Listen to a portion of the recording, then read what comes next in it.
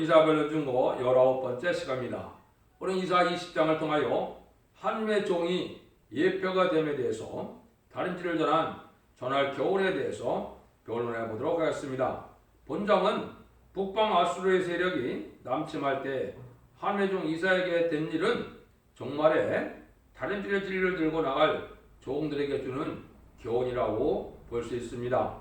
그래서 이것을 통하여 인간적으로 말세 사망자가 어떠한 자세로 하나님의 일을 할 수 있느냐, 이걸 우리가 볼 수가 있는데요. 1절이 이러합니다. 아수르 왕 사르곤이 군대장을 아스도로 보내매 그가 와서 아스도를 쳐서 치하던 곧 그때 여호와께서 아모스의 아들 이사야에게 일러 가라사대 갈지어다 허리에 배를 끌고 네 발에서 신을 벗을지니라 하시매 그가 그대로 하여 벗은 몸 벗은 발로 행하니라. 이렇게 가장 긴급한 문제가 인간 종말에도 북방에 재앙이 오는 때인데 그 기간을 2-3년 앞두고 하느님이 이제는 이 사명자를 통하여 하나님이 하실 일을 이제 예적 거역에 보면 뭐를 삼다 그랬습니까? 기적을 삼는다 그랬는데 그 뒤에 나오거든요. 그 한번 보시면 이때 뭐라고 합니까? 허리에서 배를 끌고 발에서 신을 벗고 벗은 몸 벗은 발로 나서라 이렇게 얘기했죠. 그래서 그런 주의 종이 하나님의 슬픈 경고를 할 때 눈물의 종 사랑의 종이 된 그런 이사야의 자격을 지금 말씀하셨는데 이러한 종이 된 데는 사실이죠. 그런데 인간 종말에도 북방 아수르가 올 때 심판에 따른 죄 진리를 이제는 전할 때가 오는데 이사야 성경 자체가 심판의 진리의 다른 틀이거든요. 그러니까 이것을 받은 종에게 임했다는 것은 이것을 또한 다시 전할 종에게도 이런 일이 있을 것이다. 그걸 우리에게 알려준다 이 말입니다. 또 똑같이 북방 공산당 세력이 심판하러 올 때 되어질 일이다 이렇게 볼 수가 있는데요. 근데 복음을 전할 때 신을 신지 말고 맨발 벗고 좋은 옷도 입지 말고 남는 옷을 입고 나가서 복음을 전하게 한 이 일은 하나님이 이제 뭐라고 이런 일을 시키겠습니까? 이것은 하나님의 종은 의신체면이나 명예나 자기 안락과 자기의 유익이나 이런 걸 구하는 것이 아니고 의신체면을 벗어나서 하나님의 말에 순종하고자 하는 이런 마음이 있어야 된다 이 말입니다. 남을 살리기 위해서는 고생도 희생도 무릅쓰고 수치를 무릅쓰는 이러한 신앙을 가져야 된다는 걸 우리에게 이제 교훈을 준 것이죠. 그래서 의신체면을 생각하지 말고 멸시천대를 이제 무릅쓰고 사명을 감당하는 것이 하나님의 역사입니다. 하나님이 하시는 방법이다. 근데 환란이 이게 해당되는 환란은 두 번 있을 것을 보여주는 건데요. 하나는 선주과인 한국이 남북 전쟁을 두고 이러한 복음을 전할 때가 있고 이제 3차 대전이 일어날 때 전삼자문의 역사를 통하여 전 세계 경고하는 일이 있게 되는데 그때의 상황이다 이렇게 보면 됩니다. 오늘 하나님이 어떤 의도로 했느냐 그것이 이제 3절에 나와 있죠. 여호와께서 가라사대 나의 종 이사야가 3년 동안 벗은 몸 벗은 발로 행하며 애국과 구스에 대하여 예표와 기적이 되게 되었느니라. 그래서 예표와 기적이 된다 이 말이죠. 그래서 심판에 따른 줄을 변론을 받은 이러한 기록관 사명자인 이사야 선지자도 3년 동안 이런 일을 한 걸 우리가 볼 수가 있는데 이것을 하면 또 세상 사람들이 환영을 하고 잘 듣고 잘 순종을 하면 하기가 좋겠죠. 근데 하나님의 말씀을 전할 때는 언제든지 잘 듣지도 않고 배척하고 무시하고 멸시천대를 받는 이런 일이 있었던 거거든요. 그럼 지금도 마찬가지입니다. 지금 잘 먹고 잘 사는데 북방 환란이 와서 한국을 심판한다 이렇게 얘기하면 그 말이 맞고 따라올 사람이 많이 있겠습니까? 그런 일이 잘 없을 것을 보여준 것이죠. 그런데 여기에 그 일들을 이렇게 이상한 몸을 가지고 하려는 말은 예표와 기적이 되게 하기 위한 거라 그렇게 얘기를 했죠. 이거를 이제 무슨 뜻으로 이런 말씀을 했겠습니까? 애굽에 대한 것은 이제 재앙을 받을 땅을 이제 생각해서 애굽이라 그런 겁니다. 이스라엘 백성들을 구원할 때 10가지 재앙으로 그 애굽을 쳤죠. 근데 한국이 지금 이제 하나님이 왜 심판의 환란이 와서 재앙을 받을 땅이라 이 말이거든요. 근데 여기 또 구스라는 말이 나왔거든요. 구스는 이제 아프리카를 뜻했는데 영적 흑암이 덮인 세상이다 이 말입니다. 영적 흑암이 덮인 세상인데 이때 이런 일을 통해서 이제는 그러한 수치를 많이 당하게 될 것을 몸소 이 종에게 보여준 일이다. 이걸 이제 예표 기적이 됐다 이렇게 말씀하신 거거든요. 그러니까 환난 재앙이 오면 이게 백성들에게 많은 수치를 당하는 일이고 어려움을 당하는 일이고 이렇게 볼 수 있다 이 말이거든요. 이런 일들을 하나님이 이제 미리 하시려고 이런 말씀을 하셨다 이 말입니다. 그래서 이제 4절 5절에 보면 이와 같이 애굽의 포로와 구스와 사로잡힌 자가 아스로 왕에게 끌려갈 때 젊은 자나 늙은 자가 다 벗은몸 벗은발로 보르기까지 드러내어 애굽의 수지를 베리니 그들이 그 바라던 구스와 자랑하던 애굽을 인하여 놀라고 부끄러워할 것이니라. 요거는 이제 경고의 말씀을 듣지 않는 백성들이 북방들에게 이제는 경고를 안 들은 거로 이제는 포로로 잡혀가는 일이 있다 이 말이죠. 그래서 수치를 당하게 된다 이 말이거든요. 그것이 옛날에도 어떤 것처럼 우리도 이제 북방 환란이 오면 많은 자들이 포로로 잡혀갈 겁니다. 나홈서 2장에 보면 이제 왕후까지도 이제 잡혀간다 이렇게 되어 있거든요. 여기서 또 특별히 또 애굽이라는 말을 여기 썼는데 애굽에 대한 것 자체는 이제 우리가 이제 미국을 의지하고 미국의 힘에 의해서 어떻게 보면 지금 평화가 유지되고 있다고 볼 수가 있죠. 근데 이 미군도 포로로 잡혀갈 것입니다. 북한은 미군 부대 의지로 공격을 할 것이거든요. 그래서 미군 포로를 잡아서 인질로 잡고 이제 평화에 대한 협상을 하려고 그럴 거거든요. 이런 것들이 이제 앞으로 이주로 여기 보여줬다 이렇게 볼 수가 있습니다. 그래서 이런 일들은 이제 환란이 올 때 될 일인데 이거를 이제 우리가 이렇게 해석하는 것도 중요하지만은 이게 왜 한국에 대한 일이냐 이걸 알지 못하면 이 성경은 별 의미가 없습니다. 오래전에 이스라엘 백성들에게 이런 일이 있었다. 그 무슨 의미가 있습니까? 이거는 한국에 닥칠 내용이라는 것을 여러분이 아셔야 되는데 그걸 조금 변론해 드리도록 하겠습니다. 이것은 이제 예수님이 마태복음 24장 21절에 보면 창세 이후에 없는 환란이 온다 그랬거든요. 그때 당시는 물론 이스라엘 백성들에게 하신 말씀으로 볼 수가 있죠. 근데 그게 실제는 이스라엘 백성들에게 하신 말씀이 아니거든요. 그걸 간단히 한번 제가 변론해 보도록 하겠습니다. 마태복음 21장 19절에 보면 예수님께서 길가에 한 무화과나무를 천리는 무화과나무를 가서 잎만 무성하고 나무가 없다고 또 열매가 없다고 그 나무를 저주했죠.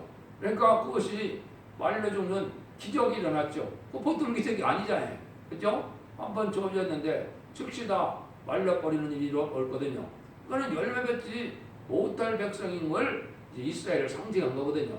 이거를 이제 인간들 잘 깨닫지 못하니까 예수님께서 이걸 자세히 설명하거든요.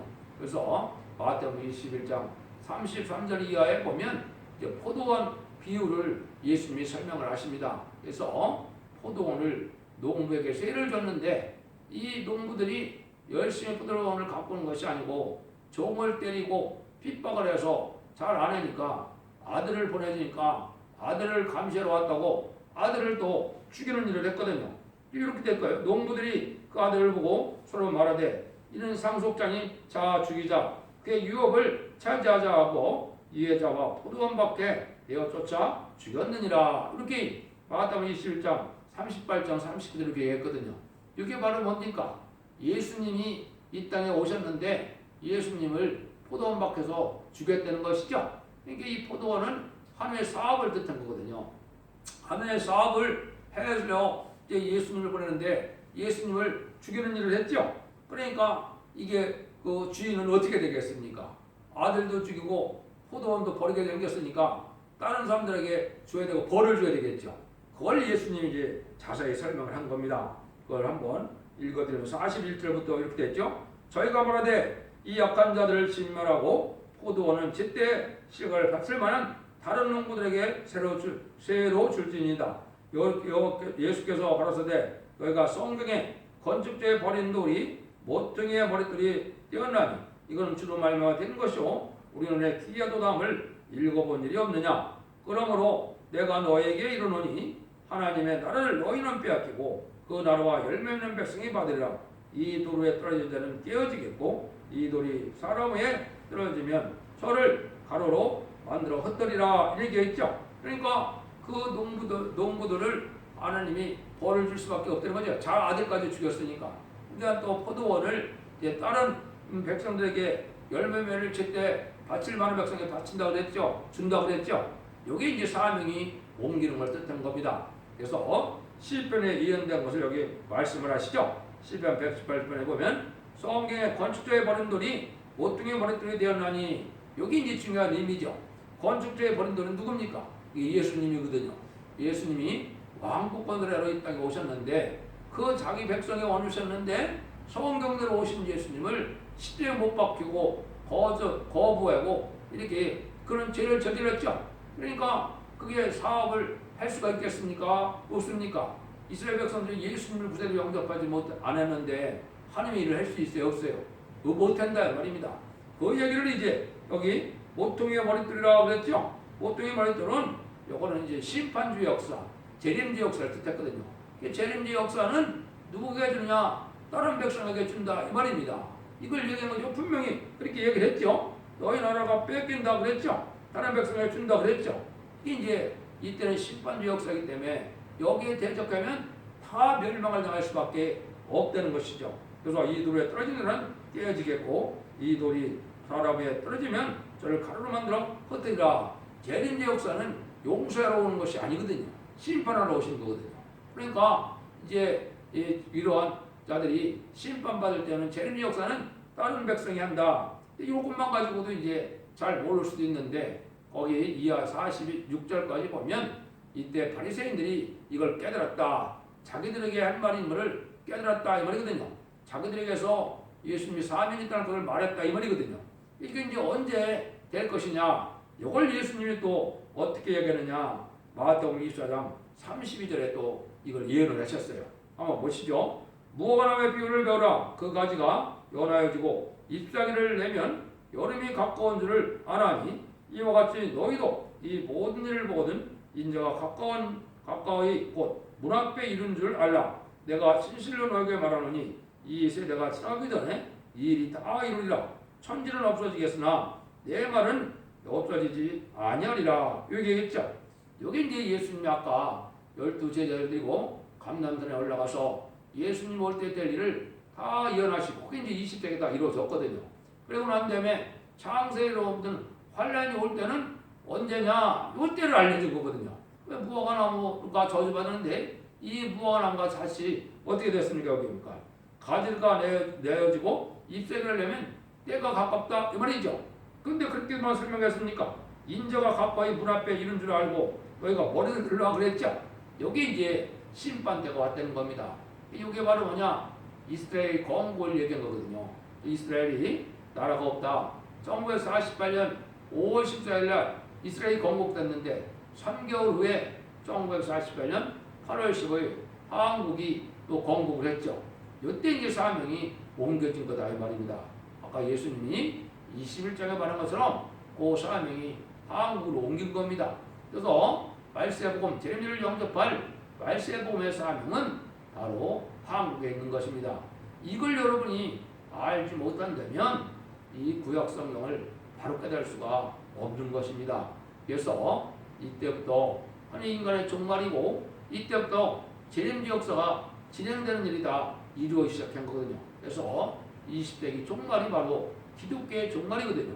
그러니까 21세기에 들어와서 새로운 종의 역사로서 이런 새시대 골고를 보여주는 일인데 그때 될 일이 바로 여기 20장에서 말하는 바로 다른 길을 전할 종에 대한 교훈이다. 이걸 깨달아야 되거든요. 이때 이제 하나님이 인간 종말에 이제 완전히 이런 말씀을 깨달아서 완전변에 이룬 종을 통하여 이 마지막으로 변론의 경고라고 난 다음에 세상의 심판의 역사가 진행될 것을 얘기한 거거든요. 그럼 하나님이 이제 심판 때고 마지막 때라는 것이 바로 뭐냐? 마지막 한 일의 비밀이 있죠. 그 중에서도 천삼년만의 역사가 구원의 역사인데 인간 종말을 이제 얘기할 때 천삼년만의 역사로 구원의 섭리가 끝나거든요. 천삼년만이 이제 곧 들어갈 것입니다. 아마 저는 금년에 들어간다고 생각이 드는데요. 만약에 전산면에 들어가면 37개월 동안 입 맞는 역사를 14만 4천 명 정도를 일으키는 역사거든요. 그 다음에 5개월 확증해놨 때는 육적 이스라엘 백성들을 이제 비롯한 사람들이 회개를 하게 되거든요. 왜냐하면 이 모습대로는 안 되니까 회개께서 사실에 백성으로 들어가게 하려고요. 그것이 이제 로마서 11장에서는 창감람나무와 돌감람나무를 가지고 사도 바울이 설명을 했고, 그것이 스가랴 10장 10절 이하에서는 그런 성령의 역사로 회개할 때가 올 것을 얘기했거든요. 그때 이제 이스라엘 백성들이 2000년 전에 십자가 못 박혀 죽은 예수님이 우리의 구세주고 메시아였다는 걸 깨닫고 통곡하게 된다 이 말입니다. 그래서 새시대 백성이 되는 그런 은혜를 받게 되거든요. 물론 지금 예수를 영접하는 이스라엘 백성이라면 입맞은 자도 될 수 있고 복을 받겠지만은 일단 예수를 믿지 않는 자들은 지금 그러한 복을 받을 수가 없는 거거든요. 그러면 이제 공산당이 등장해서 100년이 넘었기 때문에 공산당 지역에 이제 천국 복음을, 예수 그리스도의 복음을 잘 알지 못하는 사람들이 있기 때문에 하나님이 마지막으로 5개월 방충해 난 때 계로 11장 3절에서 6절을 보면 재앙으로 땅을 치는 권세를 받거든요. 그래서 애굽에 모세가 재앙을 당하셔서 이스라엘 백성을 구원한 것처럼 공산당 지역에 마지막 복음을 전해서 그 믿고 따라온 자들을 예배치로 인도하면 그것이 구원이 끝나는 겁니다. 그럼 후3장부에 들어가면 후3장부터는 환란장 심판이기 때문에 구원의 역사가 없습니다. 그래서 예배치로 인도하는 일까지 일을 하기에 감당한 그분이 바로 말세의 종인데, 그 말세 중에 성부적인 종이 여기 이사야로 예언이 되어 있는데, 이사야가 대선지자인 것으로 여기서는 이제 14만 4천 명을 일으킬 성부적인 종의 사명을 두고 말씀하신 거다. 이걸 깨달아야 여기서 말하는 이제 하나님이 주고자 하는 교훈을 옳게 알 수 있다 이 말입니다. 이걸 알지 못한다면 육적 이스라엘 백성들이 이걸 갖다 붙인다면 아무 소용이 없거든요. 그래서 여러분들 이걸 잘 깨달아서 이런 일이 되는 것이고, 또 한국에 대한 환란이 예수님만 예언하는 것이 아니거든요. 다니엘서 12장 1절에도 보면 개국일에 없는 환란이 온다고 또 그랬고, 요엘서 2장 2절에는 자국일에 없는 환란이 온다 그랬거든요. 그게 다 한국의 심판의 환란을 얘기하거든요. 왜냐? 선지국가니까 먼저 심판받아서 말세의 사명자를 일으키는 싸움을 감당케 하는 일이 있는데, 그때 되어질 일을 얘기하는 이것이 이제 금년이 될 수가 있고 이 가까운 때가 지금 됐다 이 말이거든요. 그래서 수년 내에 이 말씀이 다 응해서 하나님의 뜻이 땅에 이루어질 거거든요. 6절에 보시면 그나라 이 해변 거민이 말하기를 우리가 믿던 나라고 우리가 아수르 왕에서 벗어나기를 바라고 달려가 도움을 거둔 나라가 이같이 되었음즉 우리가 어찌 등에 빼려하리라. 요거는 이제 말하면 아수르는 이제 공산당적이니까 이번에도 6.25 때처럼 이제는 북한 공산당과 이제 중공이 다시 침공을 할 때 같이 합세할 겁니다. 근데 우리가 믿는 나라는 애굽인데 이거는 이제 자본주의 미국이 되겠죠. 근데 미국이 이제 수치를 당한다 이 말이죠. 이건 여러분이 생각하기에는 이제 무슨 일이 벌어질 것이냐, 이 비대칭 전략으로 이 한국이 일반 현대식 무기로는 당할 수 있다더라도 이 핵무기와 비대칭 전략에는 우리가 당할 수가 없거든요. 특별히 독가스, 또 병영군, 화생방 무기, 또 땅굴 이런 거로 해서 이제 많은 피해를 당하게 되거든요. 그때 이제 어떻게 속수무책이거든요. 그래서 그런 일들이 당하기 때문에 핵무기를 쓴다 해도 우리나라는 각국이니까 핵무기를 격추시킨다 하더라도 그게 다 어디에 떨어집니까? 다 한 번에 떨어지거든요. 그러니까 이러한 일들이 당할 수밖에 없는 것은 너무나 음란부패 자칫하라고 용공협상자들이 공산당할 조원들이 많은 자들이 많거든요. 한국에. 그걸 심판하게 하는 방법이다 이 말입니다. 그래서 이때는 이제 하나님이 이제 절대적인 보호와 인도를 받을 만한 신앙이 아니면 살아남을 수가 없게 되어 있거든요. 이걸 이제 우리에게 알려주는 겁니다. 그래서 여러분들이 이 편을 듣고 이제 각성을 받아서 신앙의 정로라는 것은 바로 이제는 원죄 자본들을 해결시켜주는 그런 완전변의 역사로 이제는 하나님의 절대적인 보호와 인도함을 받게 되고 죽지 않고 변을 성찰할 만한 믿음을 가르칠 수 있는 교회만이 이 일을 할 수가 있거든요. 그것이 이제 성경에 있는 것이 첫대계 역사거든요.